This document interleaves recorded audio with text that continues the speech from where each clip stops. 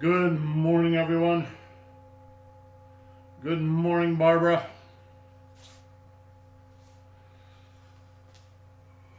Good morning, James. Good morning. And good morning, Kevin.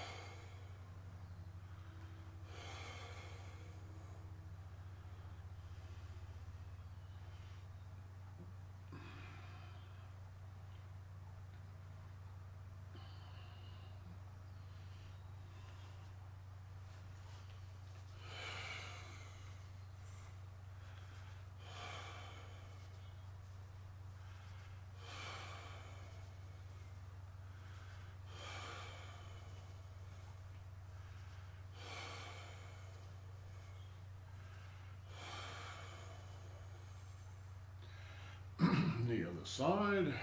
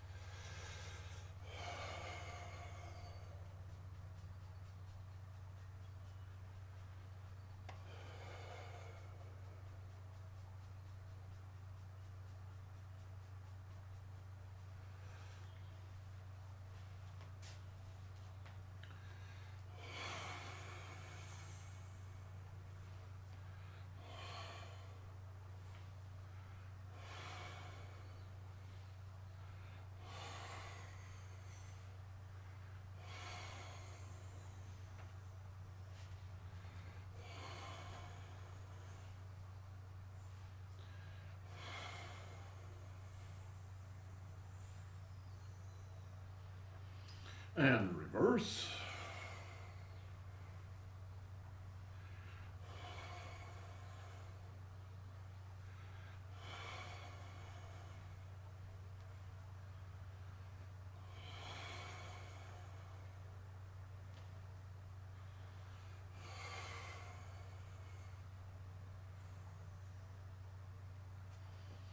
And shoe circles.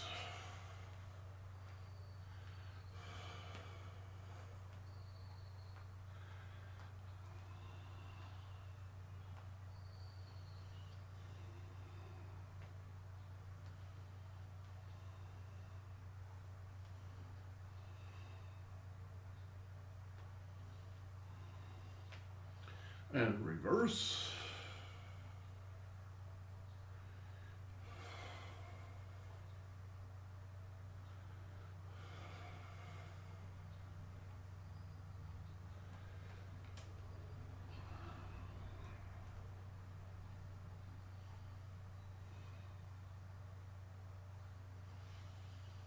And pink circles.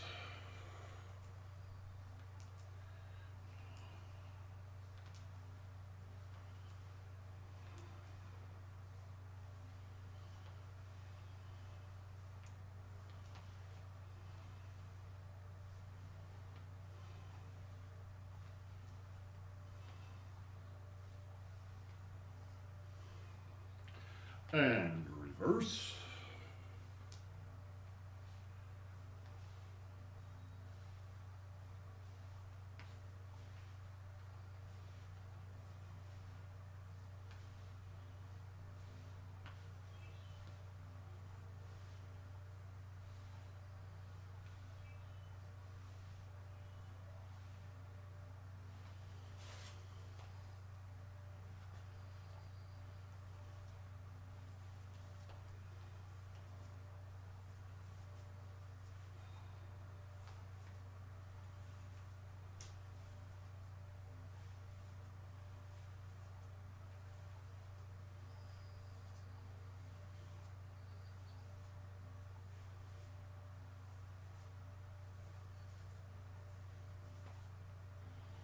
And reverse.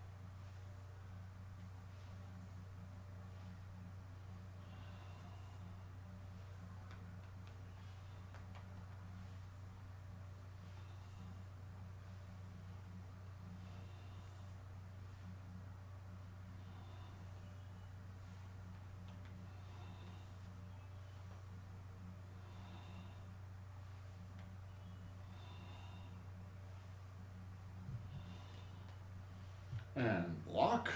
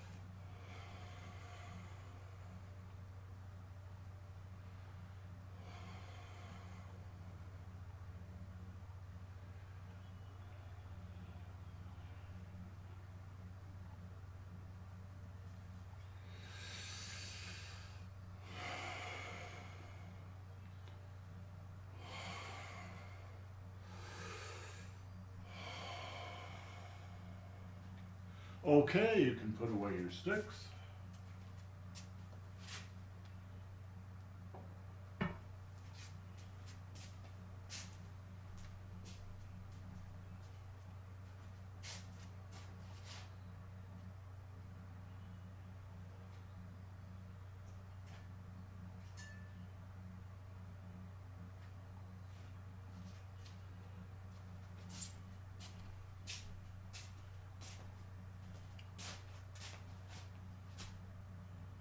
Green tea. Green tea. No more coffee. I've had to go down to hot water. Hot water. Master Zhang always brought a thermos of hot water to class. Even on the hottest days in the summer, when honest to God, when it was 100 degrees, he would sip hot water. And he would tell you, don't drink iced drinks. Don't drink cold drinks. It's not good for you. Yeah. Anyway, this is see, I've got the name right. Sencha green tea, which is we get it at one of the local stores here. It's very mild, has a nice bright taste, and my understanding is it's the first pick from the tea plants. I don't know if that's true, but that's what they say.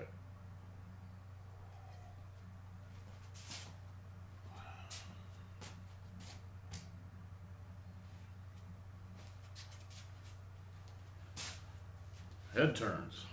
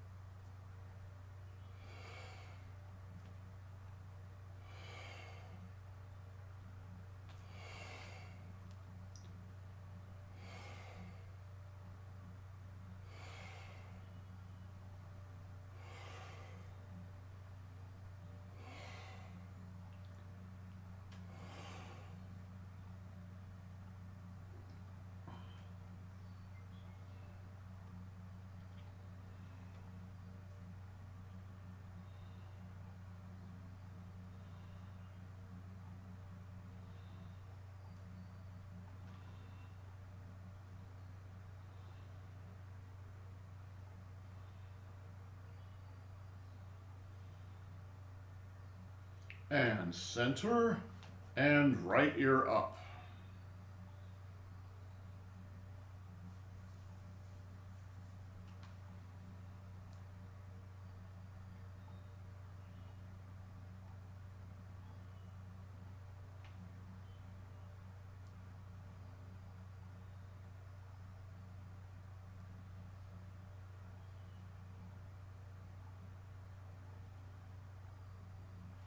And relax and left ear up.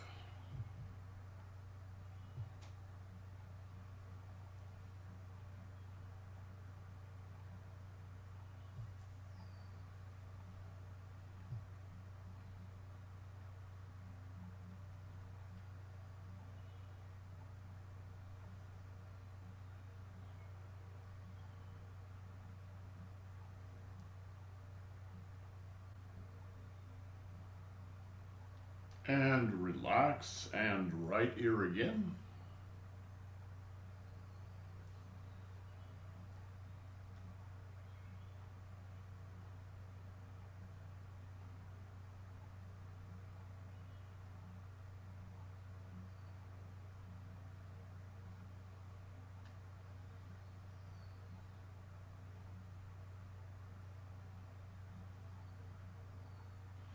And relax, and left ear again.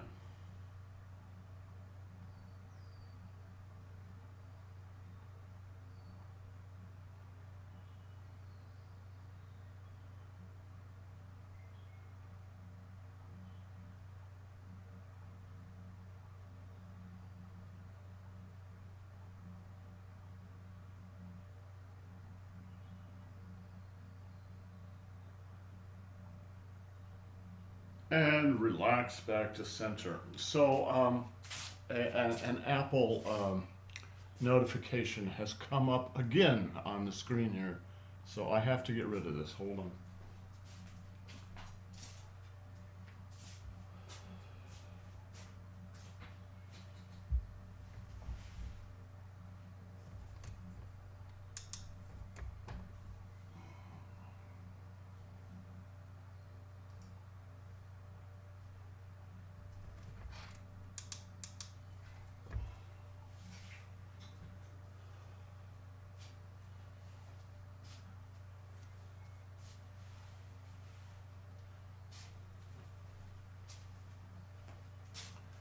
So this notification keeps coming up multiple times a day. What they're trying to get me to do is to upgrade to the new operating system. The only problem is the computer is so old, it has the old chips in it, not the new chips. And the old chips will not support the new operating systems. So they can keep asking as long as they want. It's never going to happen.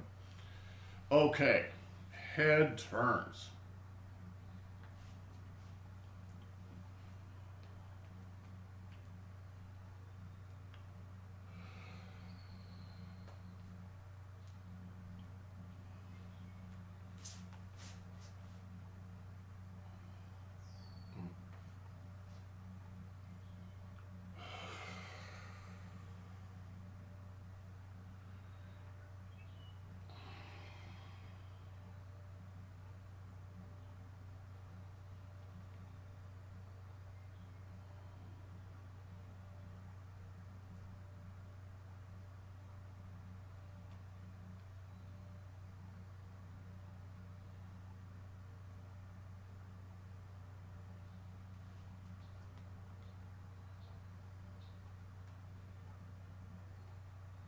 And reverse.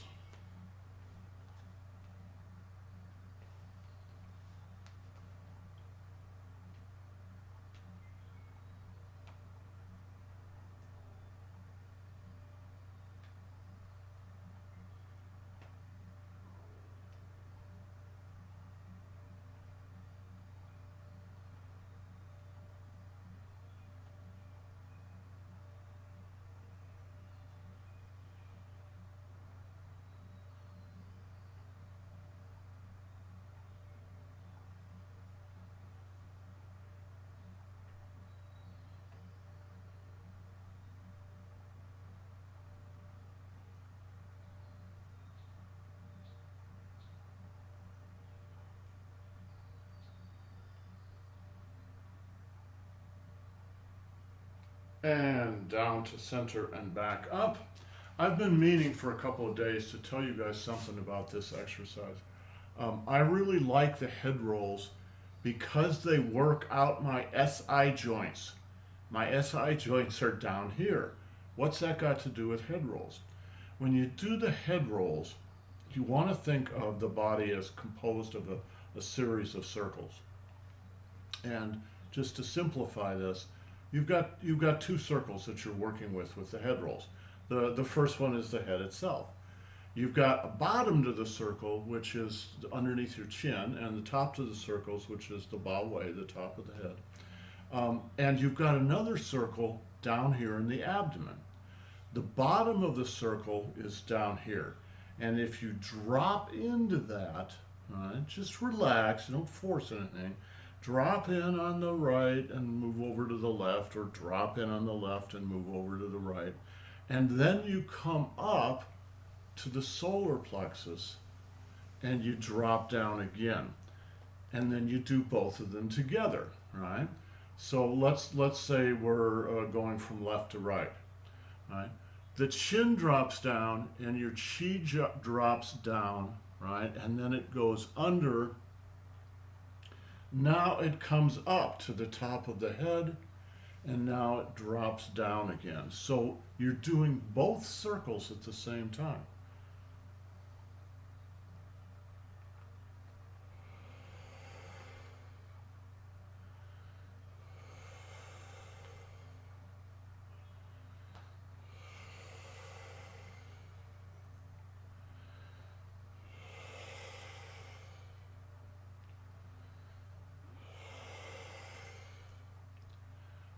And down to center and reverse.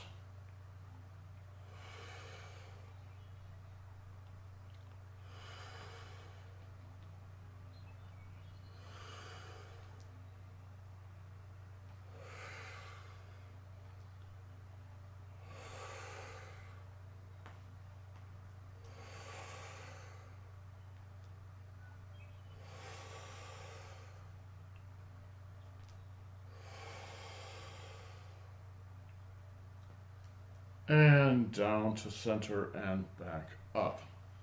So, in the past couple of weeks, I've been reading a Chinese Chan master. Chan is the Chinese origination of what became Zen in Japan, and it spread throughout the Far East. So you can call him a Zen master. And he's very early, so around the year 825 to 850 or so. And like all Zen masters, he's absolutely unreadable and very fierce. And what his shtick is in order to get enlightened, you have to stop thinking. And boy, he is adamant about it. What he's saying is your mind your small mind is constantly creating pictures and stories and concepts. And as long as you stay in that, you're stuck in the matrix. You never can see beyond your own stories that your mind is creating. I think it was Alan Watts who used to use the metaphor. Right, when you look at something that's printed, right, like this page, and I ask you, what do you see? And what everybody will say is the 24 movement Hunyan Tai Chi Ilu form, and the names on there. Nobody says I see a sheet of white paper. All the stuff that's printed. It's not that what's printed on there isn't important. But what he's saying is nothing gets printed without the white paper. And the white paper is the enlightened mind. All right? So you got to drop all the printing or look through the printing to what it's all based on. So that's his shtick.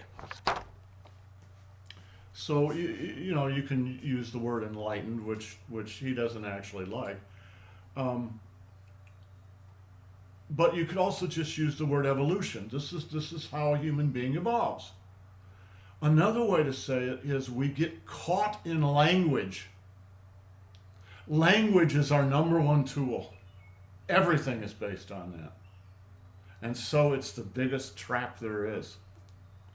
All right, and language just creates this maze that you can get caught in. Okay, so that's his story. That's not Master Feng's story. I think that he respects that, but what Master Feng said is if you want to evolve, if you want to grow, you have to reintegrate.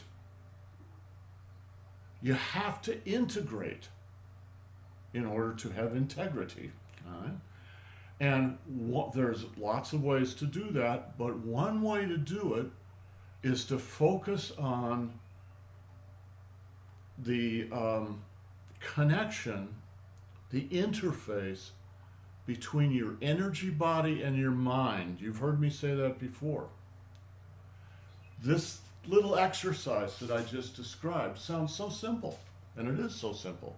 And it's really good for your SI joints, and I have sore SI joints because I sit too long on my ass in front of that computer. All right?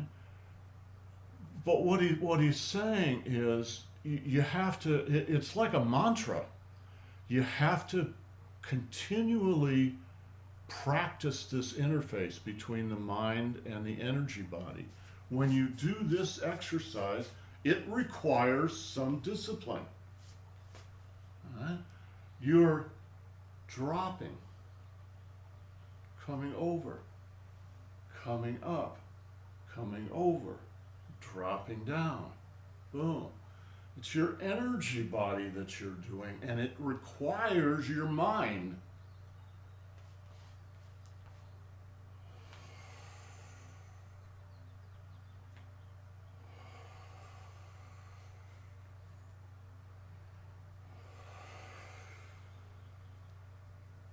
Okay, try to do that again. Try to do it without using your mind. You can't do it. You have to be consciously aware of this.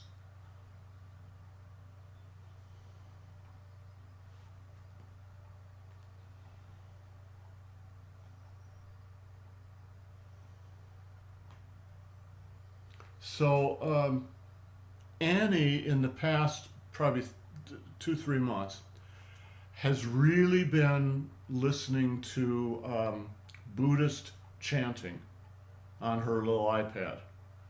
When she goes to sleep at night, she turns on that Buddhist chanting, and in 10 minutes she's absolutely gone. It plays for another hour or two, but she's just gone.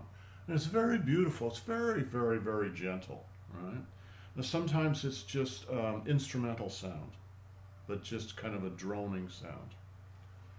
So, that there are different words for it, but that's in the realm of mantra, of using sound to realign everything in the body.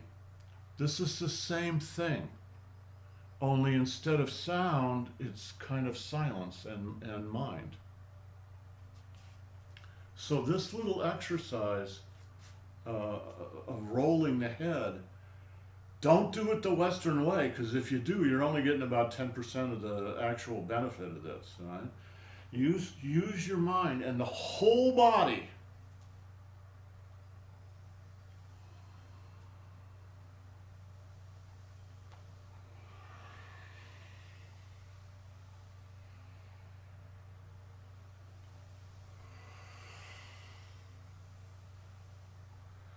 And reverse.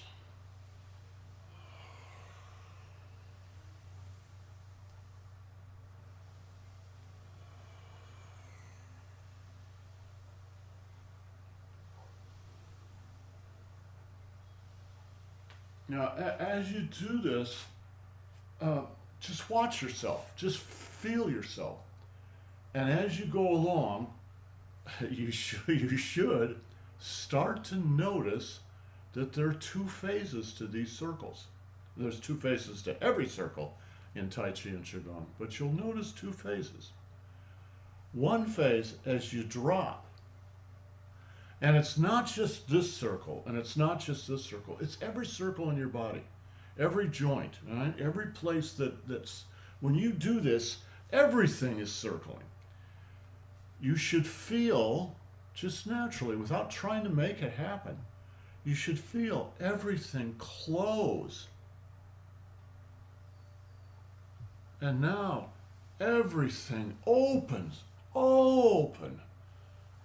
Right? Close, open, close, open, close, open, close. Master Feng used to do this.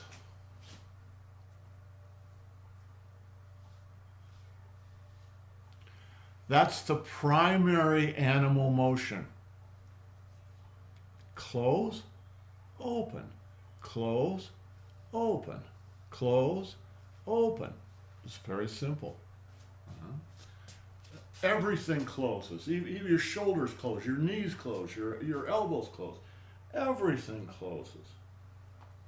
Everything opens, closes, opens, closes, and in reverse. Open, close, open, close, open, close, open, close. And as you do this, now don't force anything. Just let the opening and closing happen naturally.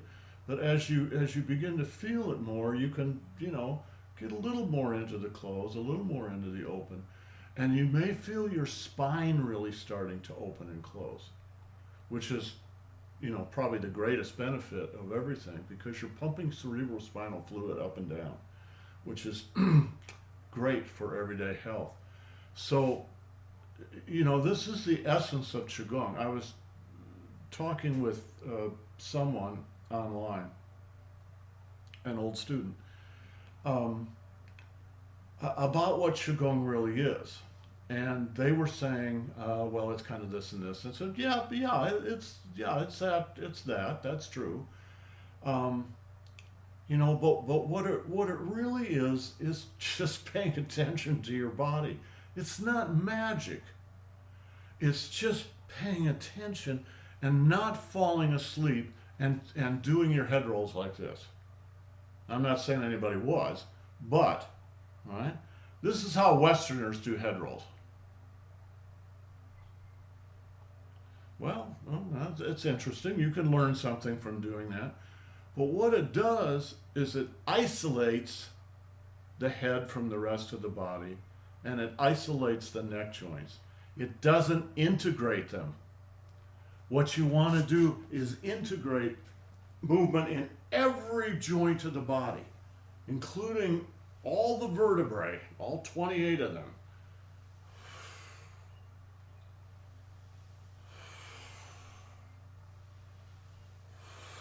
All right?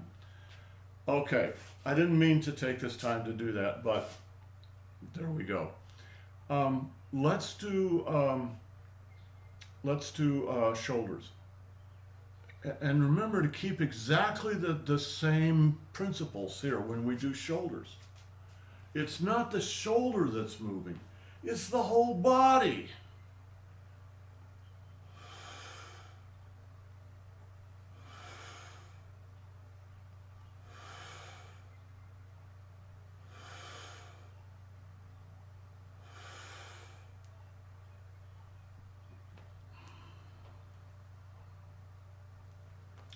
Open, close, open, close, open, close, and reverse. Open, close, open, close, open, close.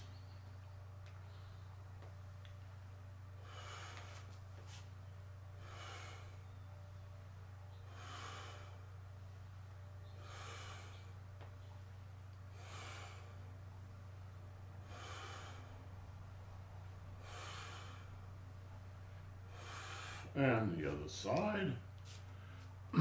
Open, close, open, close, open, close. Right? Stretch, open.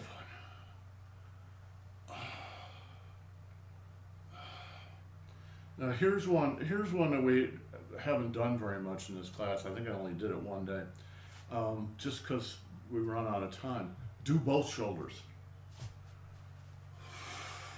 Right foot forward, both shoulders. Open, close, open, close, open, close. And you can feel open, your chi goes up. Close, your chi goes down. Up, down, up, down. Open, close, open, close.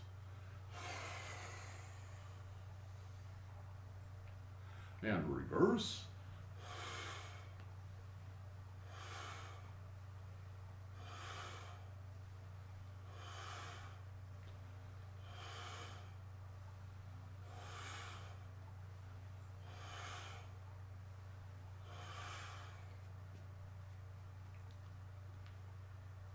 Open on this side. Close. Open. Close. Open. Open. Well, the other side must be closing. Opening here, closing here. Opening on the left, closing on the right.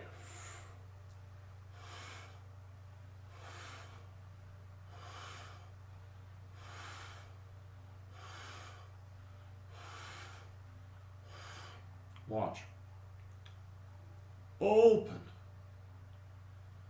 Close. When you close, where does the chi go? Open. No, it's up here. I can feel it. Boom. It's a reverse elbow strike, or shoulder strike. Boom. Now I'm going to close. Where does the chi go? Down to the bottom of my right foot. Now we're going to do the other side. The chi comes from the bottom of the right foot through the body up to the left shoulder. Now it goes down to the bottom of the left foot. Now it comes from the left foot up through the dantian to the right shoulder. Down to the right foot, up to the left shoulder, down to the left foot, up to the right shoulder. Whole body.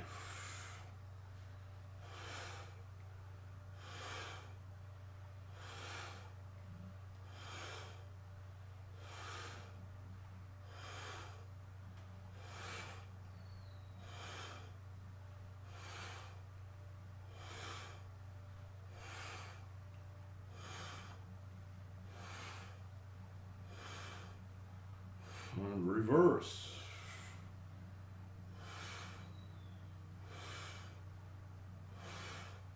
See if you can figure out where the chi is going.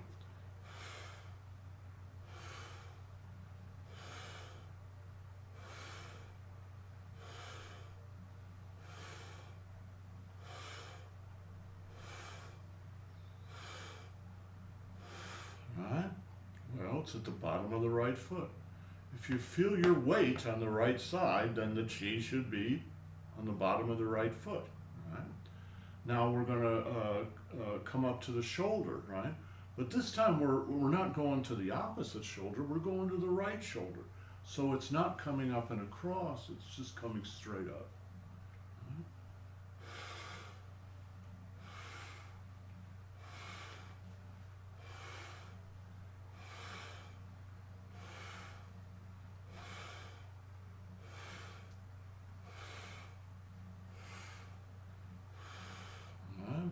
And double.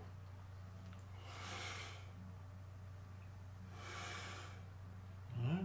Bottom of both feet. Close. Open. Close. Open. Close. Open. Close. Open. Close.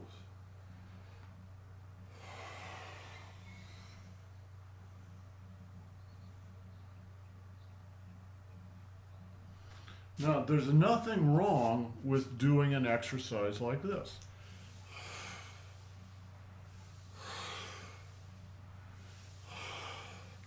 But that's a different exercise.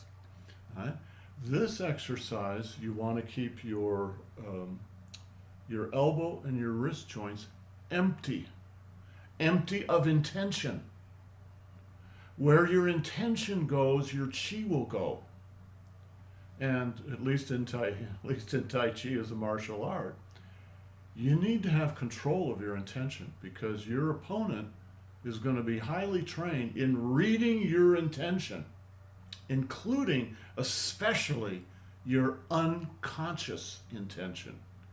So another way to say this, what you're doing in all these exercises is becoming more conscious. just relax your elbows. It's your shoulders that are working out, not your elbows.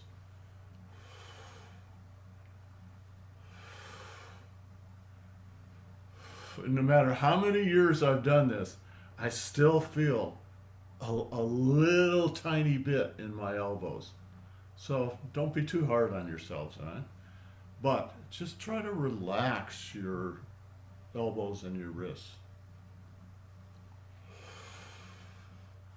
And reverse.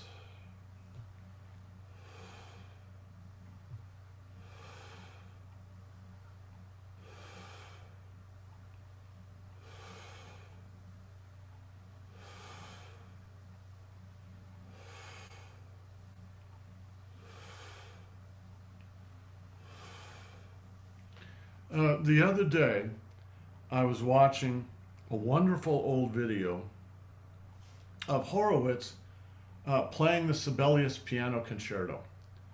And his fingers, I mean, the guy's got to be seriously 90 years old. His fingers were just, it's like, I can't even move my eyes that fast. I could not follow his fingers. But his fingers have to be developed in exactly this same way. Every finger has its own brain and is independent of all the other fingers. Otherwise, you can't play that music. All right? It's exactly the same with Qigong. All right? You are training your joints, the 18 major joints, to move independently.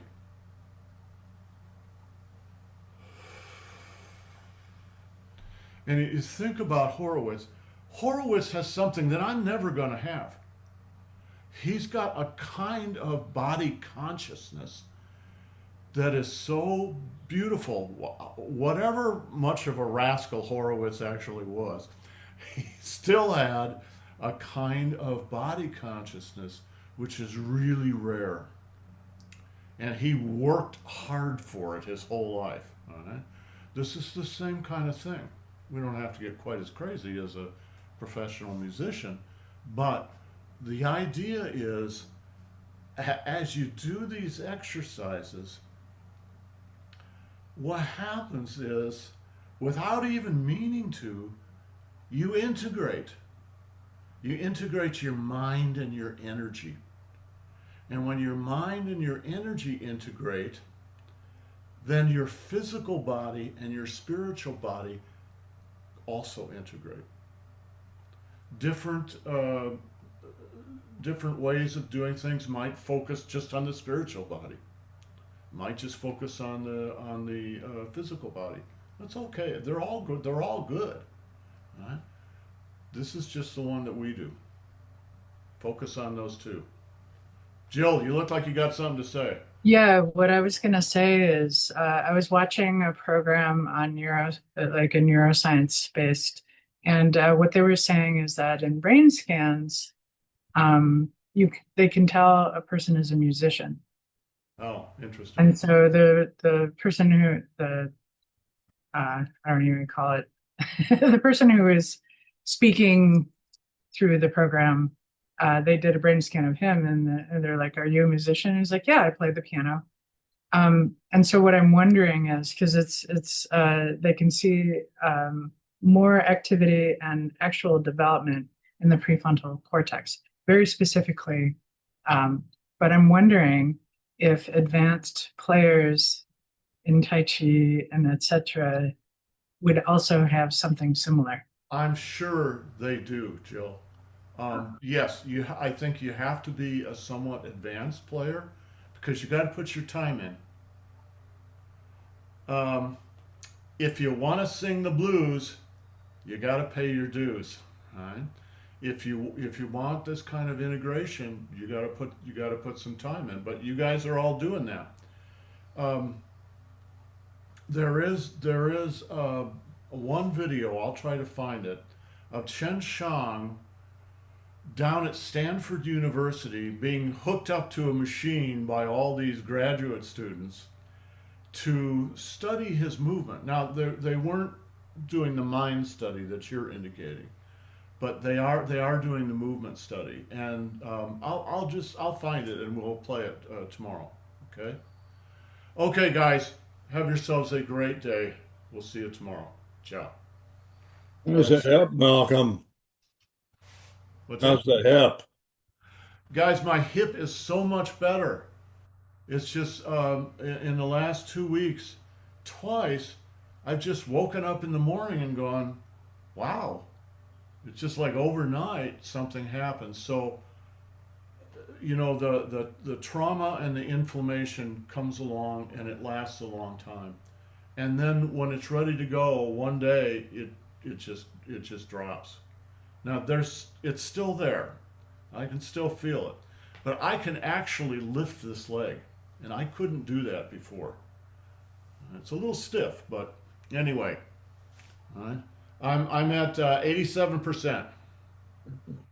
All right. Well, you're going to start next week then. Okay. All right. Sounds good. You got a second? Yeah.